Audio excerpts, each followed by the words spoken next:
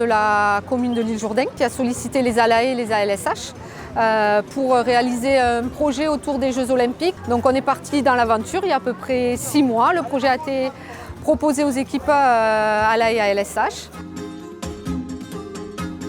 Les JO en 2024 à Paris, c'est quelque chose d'exceptionnel.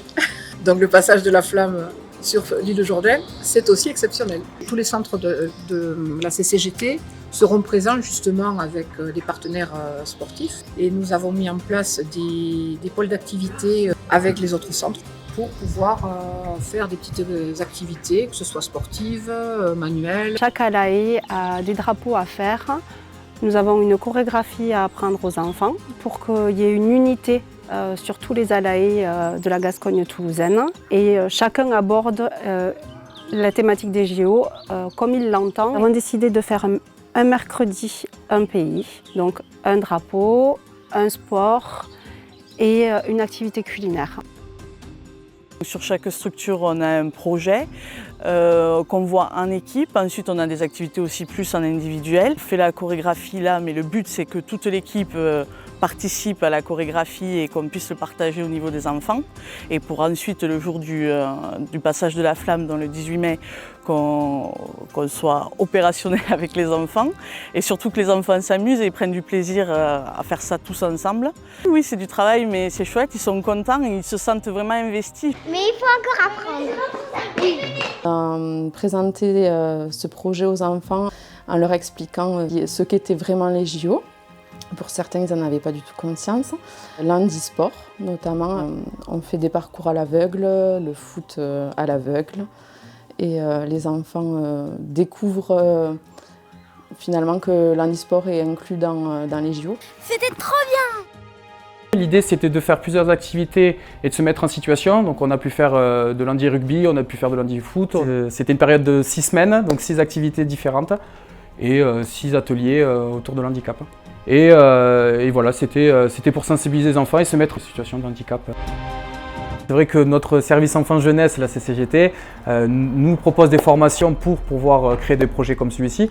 Mais il y a aussi d'autres acteurs qui sont là. Je pense à l'association qui nous a prêté les fauteuils ou l'UFOLEP qui nous a proposé cette formation. Une bonne cohésion pour tout le monde et ça nous permet à nous exprimer en tant qu'animateurs.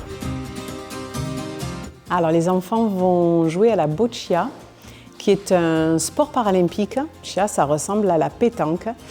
Sauf que c'est un sport qui est pour les personnes qui ont un handicap moteur. Je voulais que les enfants, dès la maternelle, se rendent compte qu'il y avait 2 compétitions en parallèle. Donc, quand ils sont assis, ils peuvent quand même lancer. Sur Ségoufielle, on a eu l'occasion d'être formés par rapport au JO. Et donc on a découvert le nouveau sport qui va être au JO cette année 2024, c'est le breakdance. Ça nous a permis de mener des ateliers avec les enfants autour de ce sport.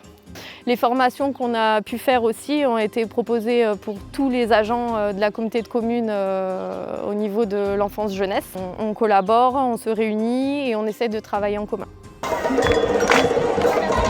On parle d'au total 10 ALAE qui se sont investis et c'est pas moins de plus d'une centaine d'animateurs. Et ça a donné cette belle journée, cette belle mascotte et tout ce qu'il y a eu au niveau des animations, des activités avec les enfants, les équipes, les spectacles, le flash mob, la cérémonie d'ouverture avec plus de 90 drapeaux qui ont été réalisés par les enfants et par l'ensemble donc des ALAE et ALSH du territoire. On présente des activités parasport et aussi du sport santé, du parcours à l'aveugle.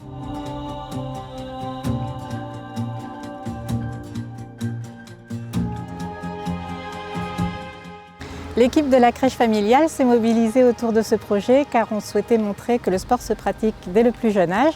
On a donc proposé un parcours de motricité et un atelier créatif de décoration de médailles.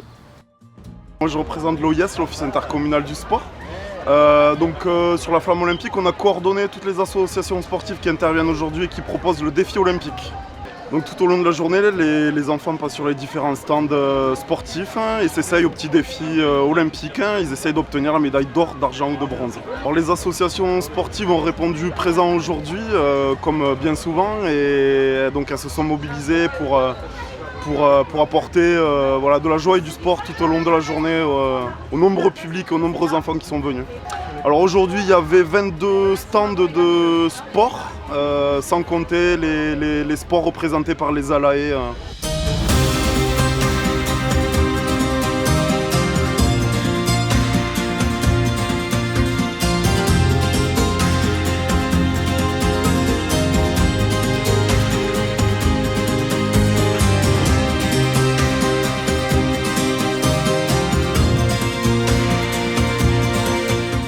Championne de France. Championne de France, le tir à l'arc. C'est des médailles championne de France. Et le tir à l'arc fait partie du plateau sportif duquel bénéficie l'ensemble des résidents de l'établissement. Un foyer de vie, les Tuyas, à Montferrand-Savès. Une journée réussie, mêlée de culture, de sport, donc félicitations aux organisateurs.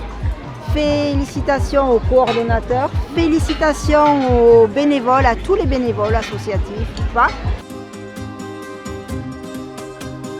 Au quotidien, il y a cette envie-là. Dès le début d'année, les équipes sont sensibilisées à ça. La mobilité des agents, le professionnalisme des agents, la formation tout au long de l'année qui est faite par la communauté de communes au travers des structures dans les accueils de loisirs permet de monter des événements de consulat et on espère en monter bien d'autres avec plein d'autres envies et plein d'autres idées.